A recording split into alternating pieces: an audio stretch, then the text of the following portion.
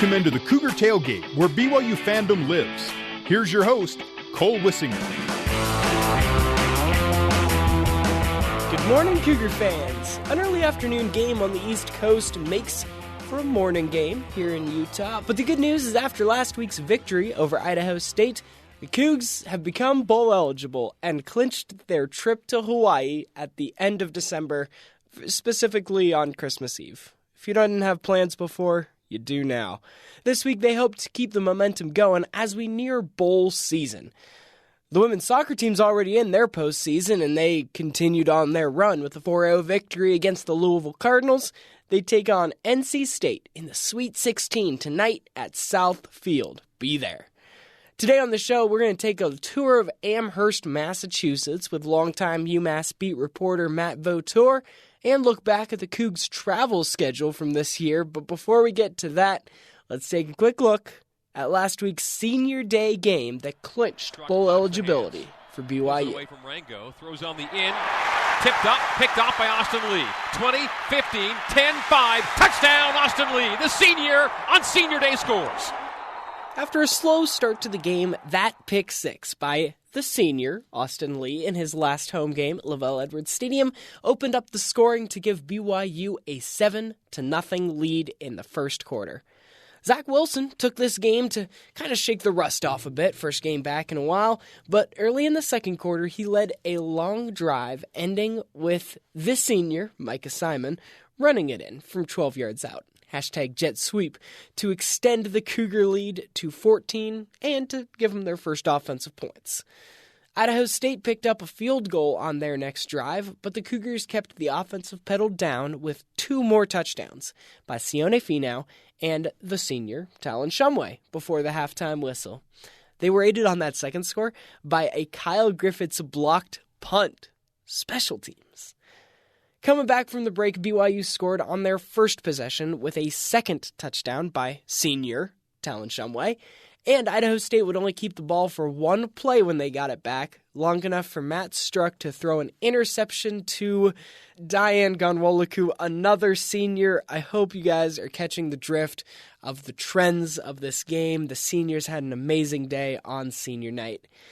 Just two plays after that pick, our part-time D-tackle, part-time fullback was given the call. Same alignment, same personnel. Kafensis gives Kyrus. Kyrus with the pile pushing, waiting for the signal. Nothing yet. Now it comes. Touchdown! Kyrus Tonga with a touchdown. The Cougars go up 41-3 with the PAT pending, and flags fly on the celebration. It's not often that 300-pound lineman gets a rushing touchdown, but I love it when they do. That Kyrus Tonga touchdown was the icing on the cake in the Cougars' 42-10 win over the Bengals of Idaho State. Sione Finau led the rushing attack for BYU with 105 yards and a touchdown. Micah Simon added 110 all-purpose yards and a touchdown of his own. Zach Wilson had a slow day in his first game back in a couple months, but it was apparent early that he wasn't going to need to throw the ball all around in order to get this victory, and the win really was the story of the game. Representatives from the Hawai'i Bowl were in attendance, and BYU accepted their invitation right after the final whistle. Hopefully Santa's got BYU radio in his sleigh, because Greg Wrubell and the team will be broadcasting postseason football on Christmas Eve. The fact that we were able to protect Lavelle's house, 4 out of 6 times. Obviously, we want to go for 100%, but that's something we can aim at next time. But it was nice getting the win against some really good teams, and I thought our guys competed well. Our players have worked hard, extremely hard all season long, and our fans have been loud and strong and loyal, and I appreciate all of them and the memories that we had at home here. And it was a lot of fun, and today was another moment where our guys are going to have a lot of memories that last them a lifetime, and thank you to all the fans that made it possible. BYU opened as 42-point favorites over this week's opponent, the UMass Minutemen. The Minutemen will be hoping to end their disappointing season on somewhat of a high note in this, their final contest of the year. Remember, BYU's got one more game, and then the bowl game too. UMass is just 1-10 in head coach Walt Bell's first season. They've struggled on both sides of the ball and have been plagued by injuries throughout the season. Last week, UMass took a 45-6 defeat at the hands of the previously just one win Northwestern Wildcats.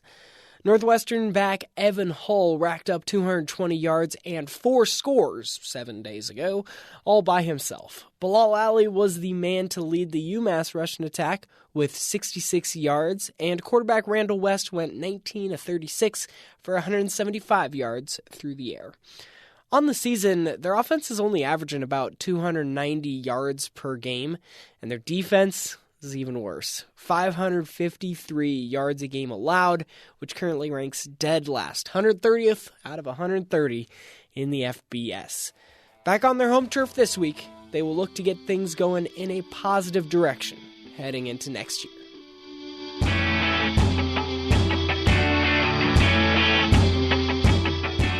When we come back, we will take a closer look at Amherst, Massachusetts, what to do, what to eat while you're there for the game, and also the UMass Minutemen who play there every week. Don't go anywhere here on the Cougar Tail Gate. Did you know Coach Dick McPherson and tight end Milt Morin are the two Minutemen in the College Football Hall of Fame?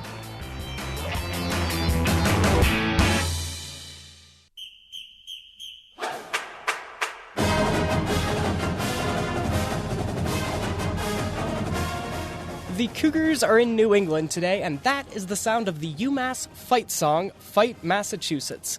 So let's get to know a little bit more about our fellow independent foe today with Matt Vautour.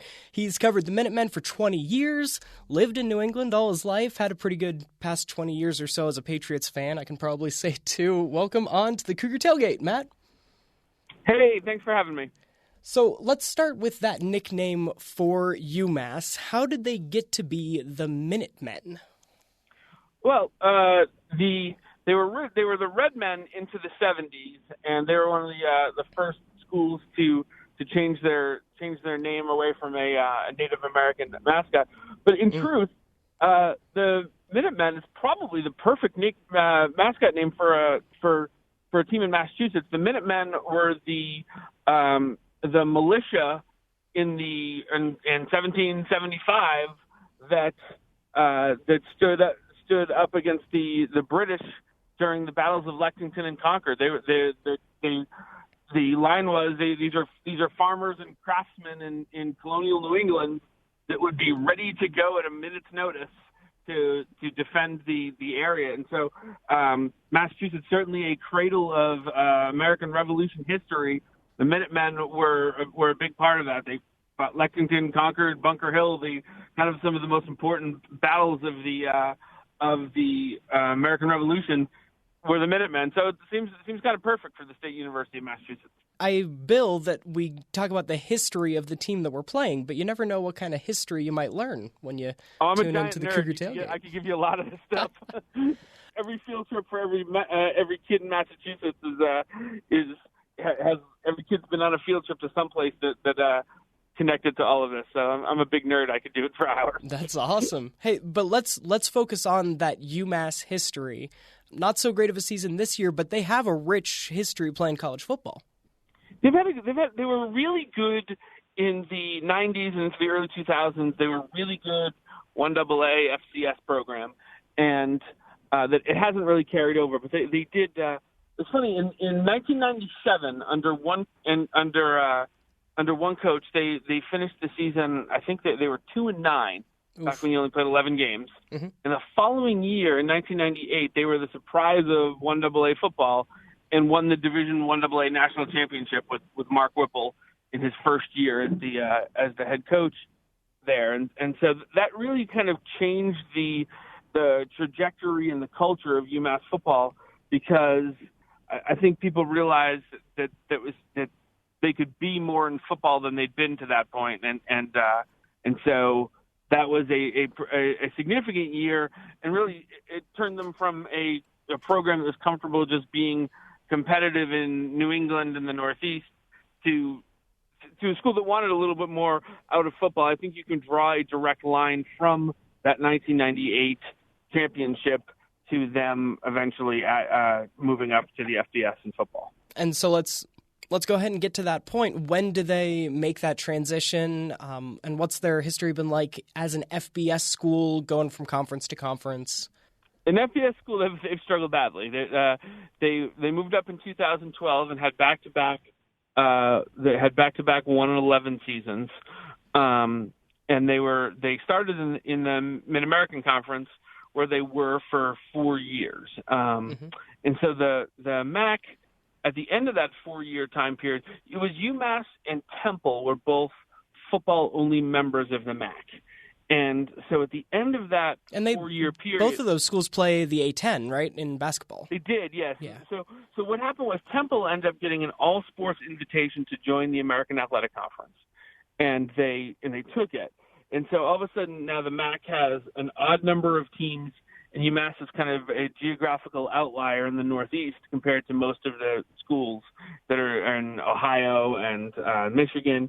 And so the MAC said to UMass, you can either move all of your sports into the MAC, which would have been really unfeasible to be if you're UMass to be sending your women's soccer program to Central Michigan for a Tuesday afternoon game. That's not realistic. So they either do that or leave the MAC for football, and so they ended up leaving. UMass has been an independent ever since, and that's been kind of I think that's been kind of a challenge for them. It's allowed them to play some interesting schedules. They've played a lot of Power 5 teams, a lot of SEC schools. I think that's kind of what made them made this 4-game series between UMass and BYU a natural, as both teams kind of need November games as schools and conferences are playing conference games at this time of year. Yeah, BYU fans are certainly familiar with the struggles of the schedule making. What are some of the names that we can associate with UMass football or basketball across the sports? Who are some of the biggest names to come out of the program?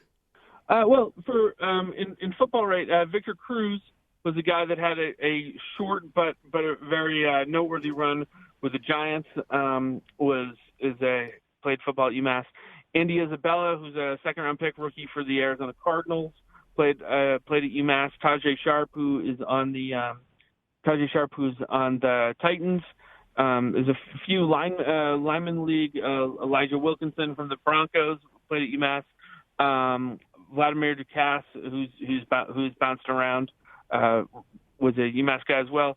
Basketball-wise, Marcus Camby, unquestionably the biggest recent name to have come from UMass. Dr. J. Julius Erving is the biggest all-time. Oh my goodness, name. Dr. J, like the Dr. J went to UMass. The Dr. J went to UMass. Wow. Yes, he did. And I think for where you guys are located, probably would the Avalanche be the closest hockey team?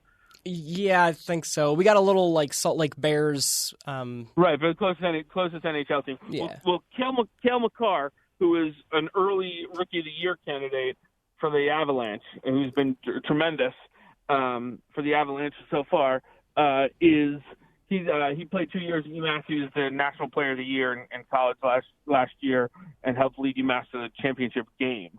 So those guys would be among probably the most notable UMass alumni for athletics, for sure. Yeah, right on. I mean, the Northeast, that makes sense that they got some hockey players coming out of there too. Right, yes. Regionally up there, I'm very familiar with BC, right? That's a long-standing FBS program.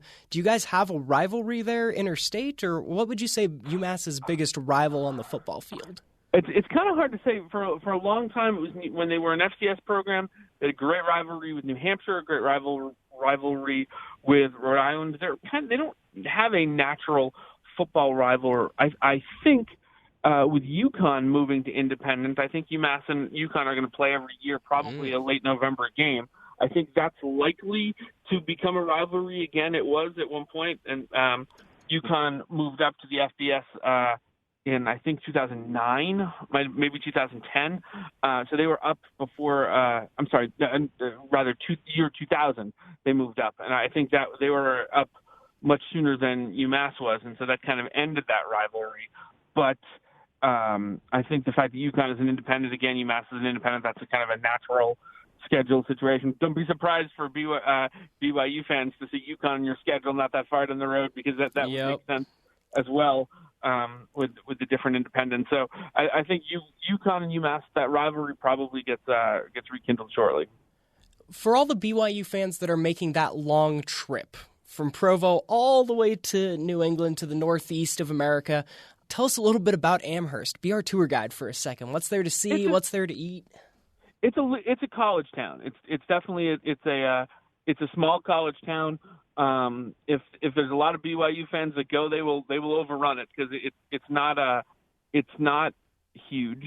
I would say if you're looking for something in Amherst, the Hangar is a popular sports bar that they'll have a lot of the games on. Mm-hmm. They have very good chicken wings. If you're looking for pizza by the slice, downtown in Amherst is a place called Antonio's, which wins like best pizza in the state awards on a fairly regular basis with a lot of creative toppings and things. You've piqued my interest. Yes, it's really good. It absolutely is. I'm assuming most people are flying into and out of Hartford, which is much closer than Boston. If people looked at it ahead of time, that's definitely the way to go. If you are looking to eat near the airport, there's an amazing barbecue place called Bear's Barbecue that's right near the airport. If anybody is building their trip that way, that I would recommend that very strongly. Fantastic. I love that you focus on food because I'm always hungry, and I think food is just tied really importantly to the sports experience, watching it together. What about in the stadium? What are some of the cool traditions that UMass has, or what are they going to experience when they get in there? What's the fan section like? I think people will be a little disappointed at the crowds in general. The fact that UMass is 1-11, I think the weather is supposed to be lousy-ish.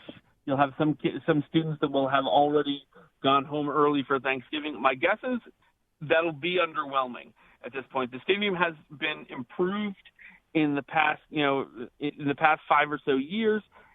It still has some work left to be done. UMass has a really good marching band. That's something they take a lot of pride in and invested a lot in. So it is worth paying attention to the marching band. But as far as a game day experience, UMass football has been lousy for a long time, and I think that's kind of beaten down a lot of the tradition there. So I think that's something that people will be disappointed. I'm not sure if they have a home hockey game tonight, which after the game would be something it's kind of a pretty good stick around for experience. Yeah. And I don't think there is much college hockey in Utah. There's definitely some tradition to that, and that will have some more atmosphere. So I think I think tonight's game, if you'd been here last night for Friday night games are generally better, but tonight's game Saturday, not bad. It doesn't quite have the students definitely use the Friday night games before going out to the bars a little bit more than they do on Saturday, but Saturday games, especially since UMass has gotten good, have been good as well. So the last time BYU made the trek out there, though, there was something to see because we were playing in Gillette Stadium. This time, it's different. What's been that agreement? Why were we playing where the Patriots play last time? They were doing some renovation to the field at UMass, and so they built some games. They built a couple of full seasons and some of the bigger games they would play at Gillette as they improved the stadium, and then it was a matter of what teams could they get that would be willing to still come to Amherst. Gotcha. And of course, speaking of the Patriots, you're right there, and I imagine you cover them a little bit as well. You got one player that's making some noise that BYU fans are going to be very familiar with. How's it been getting to know Kyle Van Noy? Kyle's terrific. He is a character. He's a personality on a franchise that sometimes subdues the personalities. He's not a Bill Belichick team. I know, seriously. Kyle's a fun guy. He gets into it. There's a lot to enjoy with Kyle. So when Kyle has a good game, those sports writers are happy about it because it means you're probably going to get an entertaining post-game interview. All right, and before I let my folks go, I always want to hear what you think is going to happen during the game. You're allowed to be a little bit of a homer. You have no worries on me being a homer on this one. UMass needs to give up fewer than 35 points to avoid being the worst defense in the history of college football. Oh my goodness. Statistically. So I don't think they're going to be successful. I think BYU is going to push them into an unfortunate piece of history right now. UMass has a new coaching staff, some injuries. Their roster is thin. I think if BYU fans have made the trek today to see their team in Amherst, I think they're going to get to at least enjoy the game, because I don't think it's going to be much of a game. Gotcha. And I do want to send you out on a high note. What do you think is going to happen tomorrow, Patriots versus Cowboys? Well, that's going to be a good one. Yeah. That's going to be a good one. I'm looking forward to that one. Patriots are really good at home. I think the Patriots will win. I would not be surprised if the Cowboys do. Matt Vautour is a longtime sports reporter. He's a beat reporter for MassLive.com. Covered the UMass Minutemen for 20 years. Thanks again for coming on the show today, Matt. No problem. Have a good one. When we come back on the Cougar Tail Gate, we're going to take a look at the Cougars' history in bowl games. That's coming up next.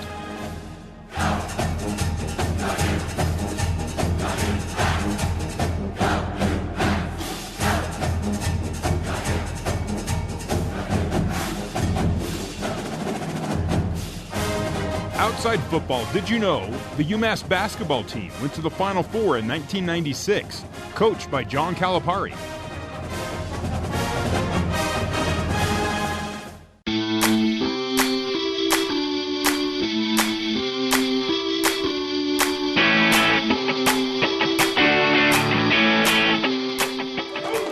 Plastic, what's the matter?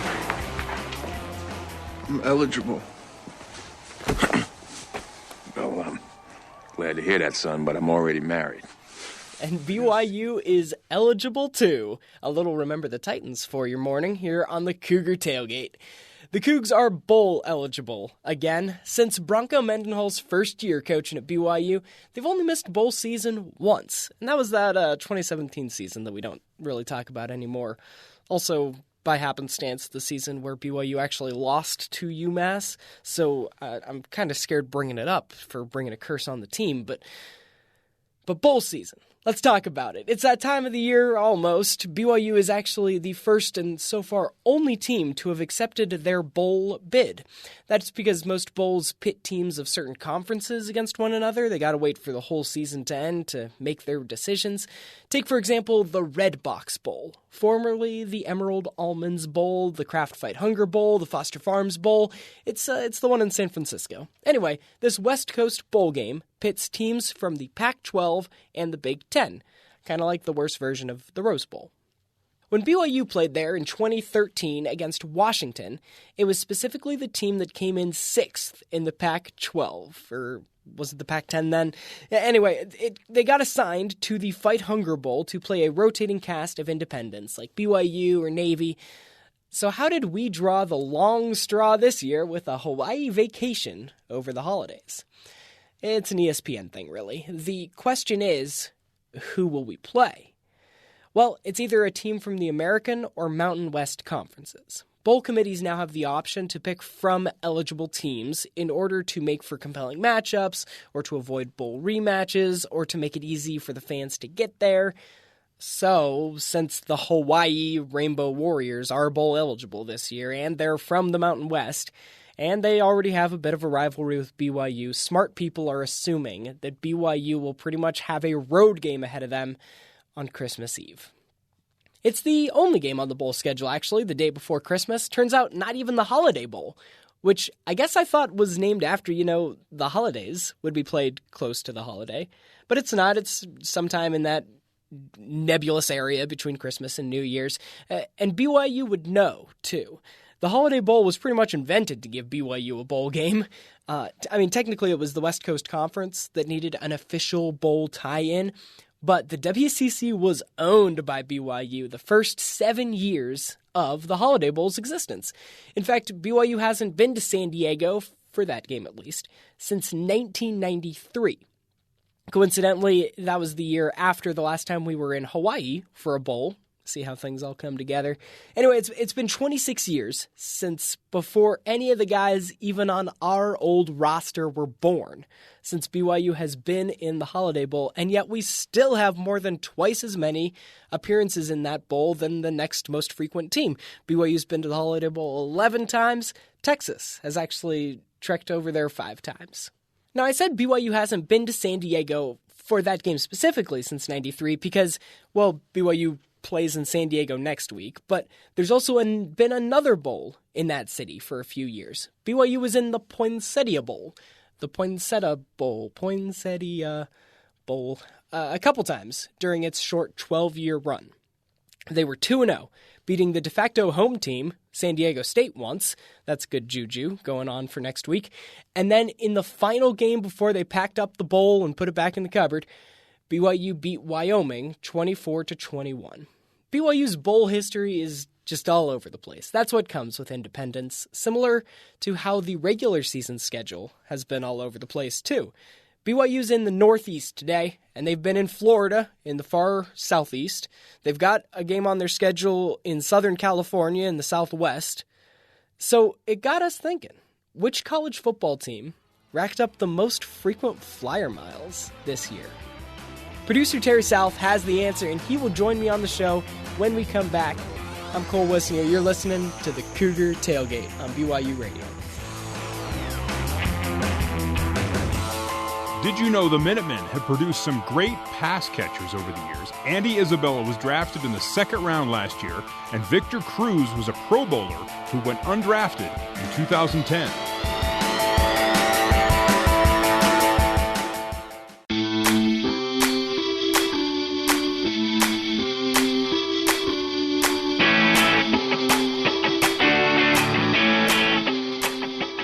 Welcome back to the Cougar Tailgate. I'm Cole Wissinger.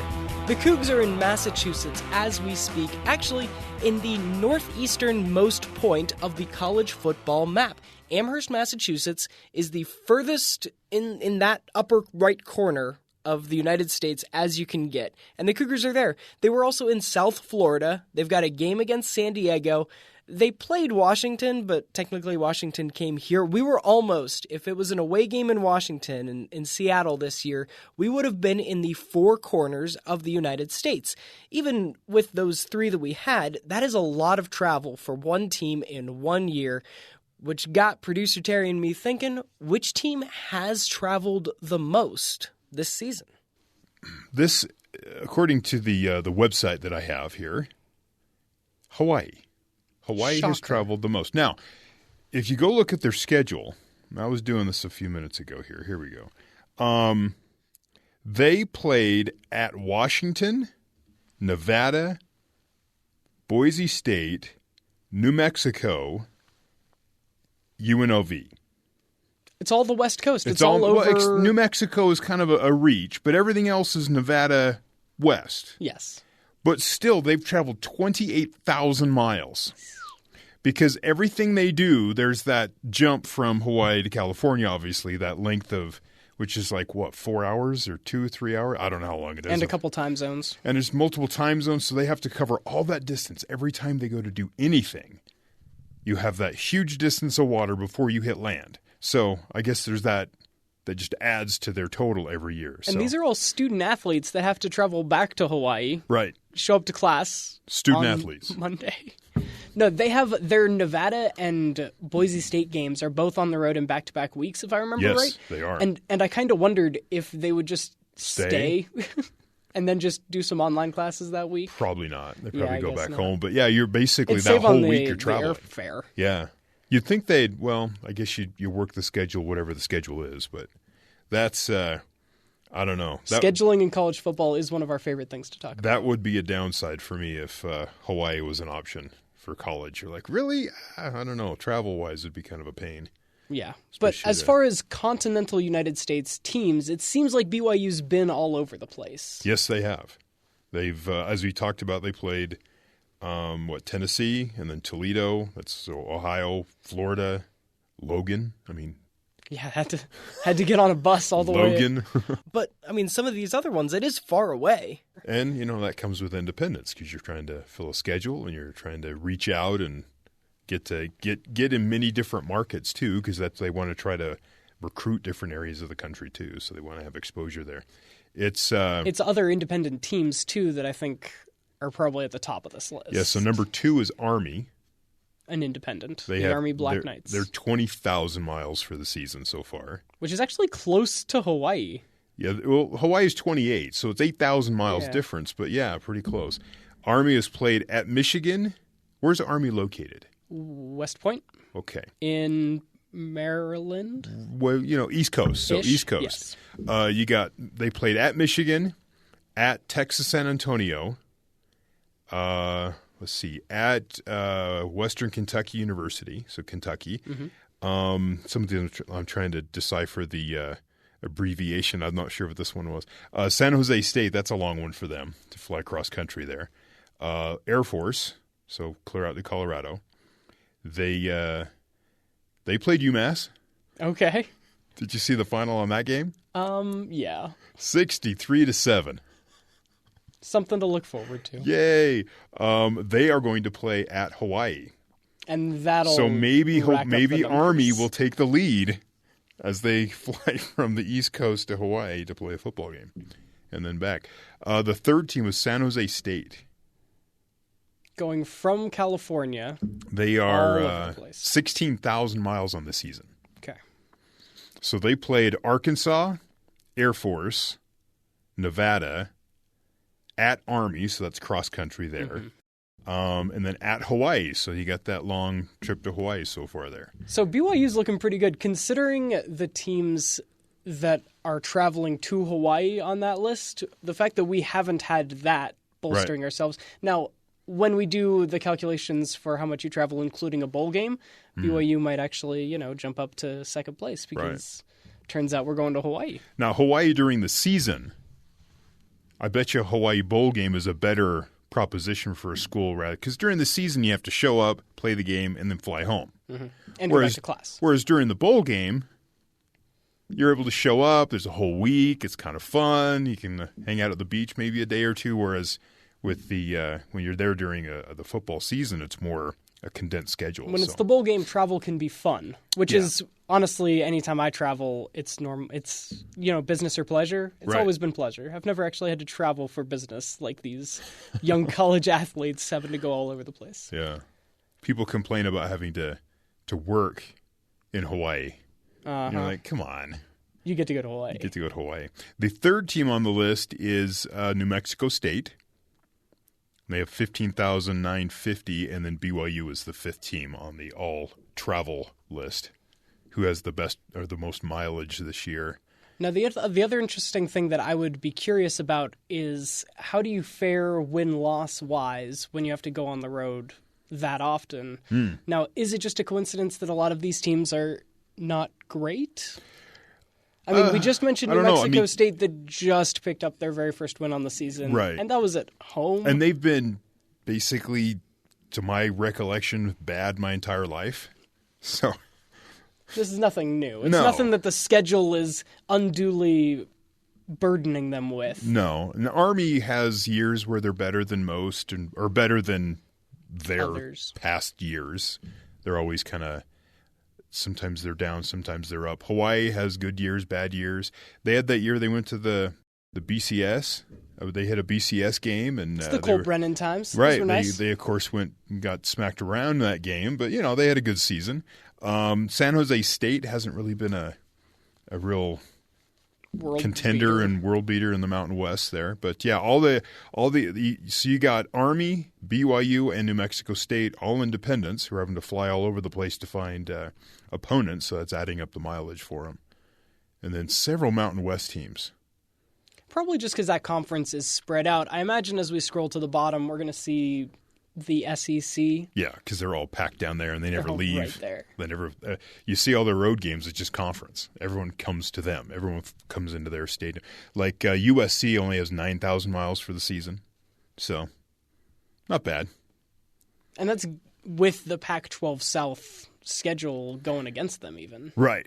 Absolutely. Yeah, the better the team gets, the less they have to travel because the bad teams travel to them, which is why, again, maybe the bad teams are at the top of that list. The win-loss thing you were talking about, like if you travel more, do you lose more games, that kind of thing.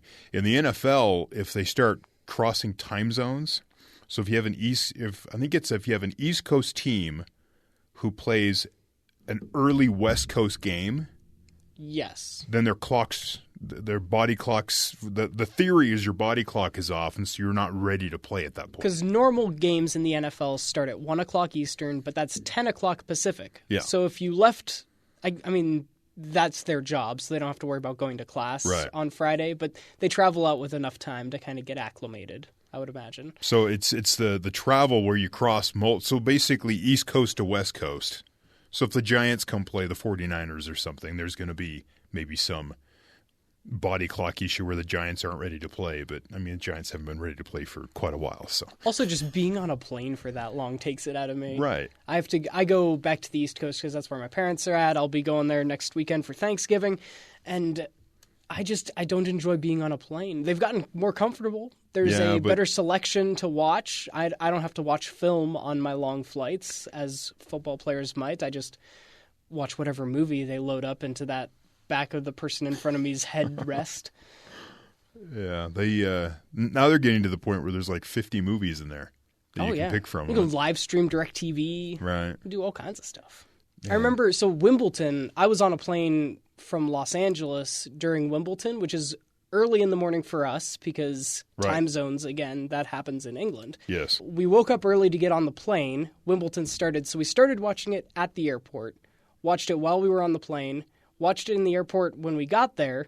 But this past Wimbledon, it was the match between Djokovic and that just went on forever. Kept going on. So eventually we decided, hey, let's just go back to your place. So we got it up on our phones, got on the train. So we watched it on our phones from the train from the airport to my buddy's place here in Salt Lake. And by the time we got there, we still watched the last hour of the match at my buddy's place in Salt Lake. The entire match. You just watched the entire thing as you flew and drove and trained and everything. Planes, trains, and automobiles. Interesting. Yeah, I don't know. Sometimes you see the amount of travel, and you have to remember, like, Hawaii is a state school, right? It's owned by the state of Hawaii. It's a it's Hawaii. It's not like a private school, right? So tax dollars are paying for all this travel to fly around, and it's like, are you getting your money's worth out of this?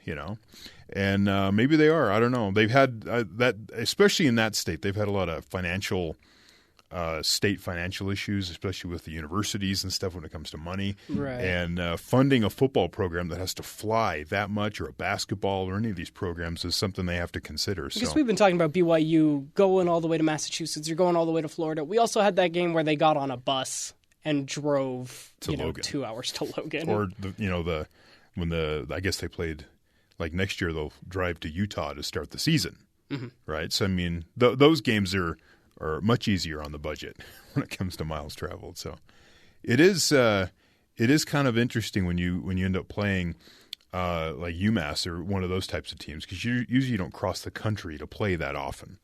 You try to keep more regional and keep it more local, just because I imagine people are more interested if you're playing teams near where you live. They identify more with those teams. A lot of the rivalries, as I get to talk to the people from each individual school, I always ask, hey, what's your biggest rival?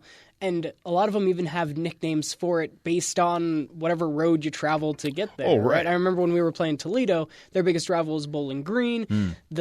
Whatever road that is, something or other is the name of that rivalry because it's just right there. Mm-hmm.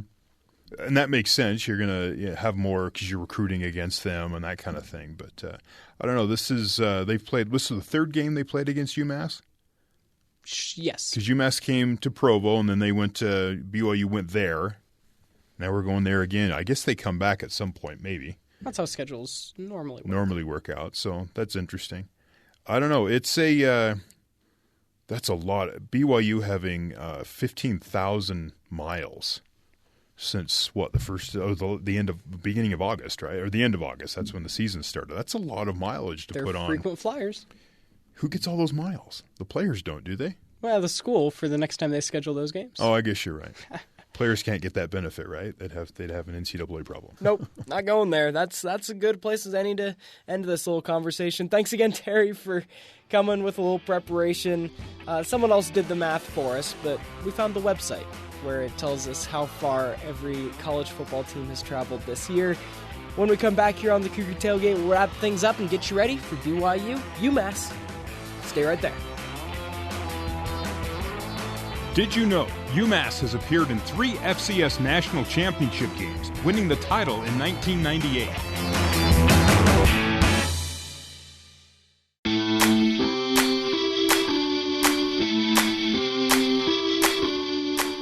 Welcome back to the Cougar Tailgate. A big thank you goes out today to Matt Vautour of MassLive.com for helping us all get to know the Massachusetts Minutemen. We also looked at the Cougs' travel schedule and the wacky history with bowl games. If you missed any of today's show, you can check us out on the podcasts. We're available wherever you get the podcasts: Apple, TuneIn, Stitcher, Spotify. Go ahead and like, subscribe, share, download, whatever you're supposed to do with podcasts. We are looking forward to that Hawai'i Bowl game in football, but BYU basketball is headed to Hawaii this week for the Maui Invitational. It's a short little 3-game bracket over Thanksgiving with some of the big names in college hoops in attendance. BYU's got UCLA Monday night, and I do mean Monday night. It is a 9:30 tip-off in Utah time, which makes it 11:30 in the Eastern time zone. Go ahead and grab your caffeine before you get ready for that one. But Kansas, Michigan State, Vatech, Georgia, Dayton, and Chaminade are all making a trip to the islands for some Thanksgiving basketball. You can check out all the action here on BYU Radio or online at BYURadio.org. And be sure to check BYUCougars.com for the updated schedule, because this is the kind of tournament where who we play and when we play them is all up in the air and dependent on the games. And so if you check out BYUCougars.com, you'll know when to tune in and support the Cougs. Women's soccer, also in a little tournament as well, just, the NCAA tournament. It is the Sweet 16 tonight at South Field with BYU taking on an ACC opponent in NC State. That kicks at 6 p.m. The top half of our bracket has the number 1 overall seed in the whole tournament. It's Stanford going up against the Penn State Lady Lions. That game starts at 2, so Jen Rockwood and the Cougs are going to know who they would face in the Elite Eight before they start. But, of course, that all depends on a win tonight. And Cougar Nation, we need your help, too. Showing up at South Field, you can help. You can support them. 6 p.m. That's the start time. Be there. And that about does it for the Cougar Tailgate today. It is always a pleasure spending Saturday afternoon with the fans. Remember, if you have a fan story and you want to share, email us at cougartailgate@gmail.com. We are a production of BYU Radio. My name is Cole Wissinger. Wishing you a happy Thanksgiving in the meantime. Go Cougs!